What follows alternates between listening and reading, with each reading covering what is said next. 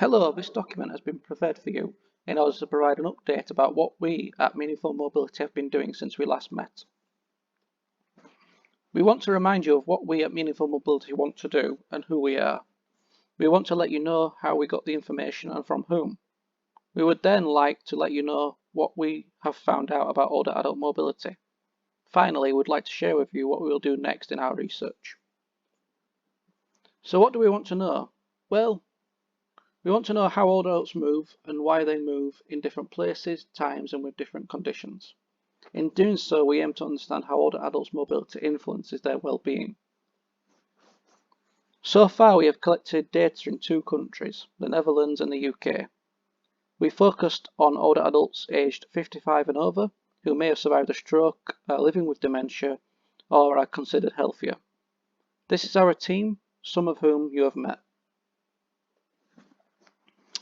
In our research, we have used the following methods in order to learn more about older adult mobility. Activity diaries are personal diaries about what you do during the day. GPS tracker shows where you go. Pedometers show how many steps you take. Graphic elicitation is a drawing activity, and interviews are conversations with a purpose.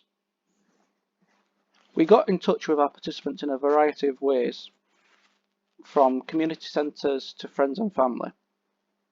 When we first met some of you, we asked you questions, and as the results show in the table, people are generally quite happy with their health, quality of life and mobility.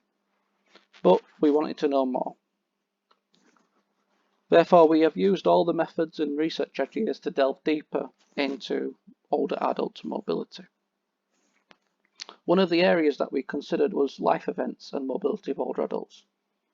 And we found there are two types of life events: anticipated, such as retirement, and unexpected, such as dementia. We found that older adults adapt differently depending on whether they anticipate a life event or not. We also found that how older adults adapt influences their mobility experiences. We also looked into indoor mobility, which is not often studied. The main thing we found was that there is a trade-off between the amount of physical movement and social interaction during everyday activities. For example, when older adults move more during activity, they may socialise less, and vice versa. So it shows that having enough social activities and mobility in their life, they need to create a balance between the moments of being by their own and being with people.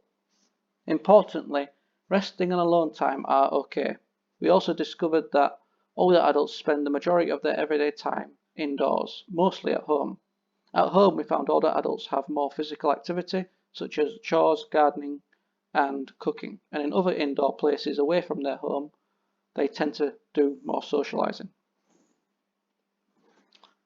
We also created maps with some of our participants on their everyday movement using pedometers and GPS. This was very helpful to realise how far they go and how often they move around. For example, these maps show how someone moves in Lancashire, and when we zoom in, we see the time and date of visiting some indoor places, a cafe and supermarket in this example.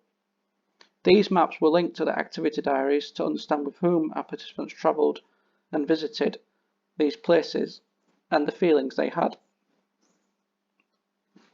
We also considered how our research may help foster inclusivity for older adults in cities.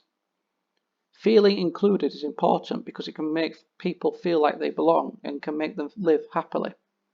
It is also important to make sure the research we do can help build this inclusivity. With older adults experiencing memory issues, we found that they experience restrictions in their physical environments, but also receive social support from their community. In the Netherlands, we also found that older adults with memory issues are more independent through the usage of bicycles.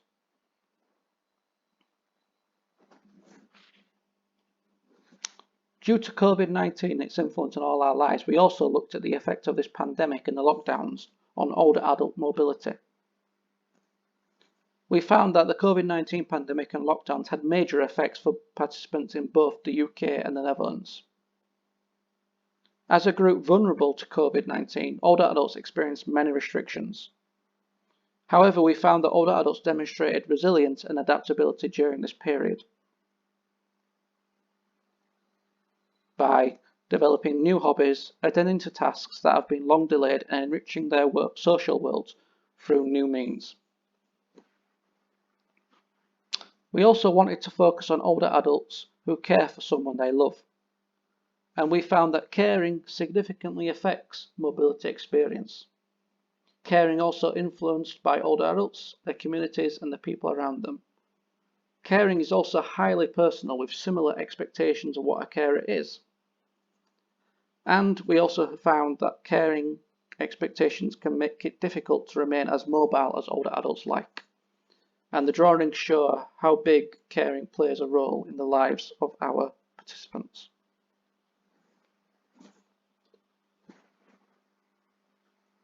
However, we are not yet finished, and we have several ideas to look further into the mobility of older adults. Here are just a few of the areas we want to pursue. We want to consider differences in mobility over time, looking at how different seasons play a role. We also want to look at the relationship between subjective health and the living environment. We also want to look at how mobility and the people around us play a part in older adults' well-being. We also wish to conduct this research in India to see how things are different in a different context. And we also want to look at micro movements, how people, the little movements in life that people take, such as sitting on the bench halfway towards walking to the shop.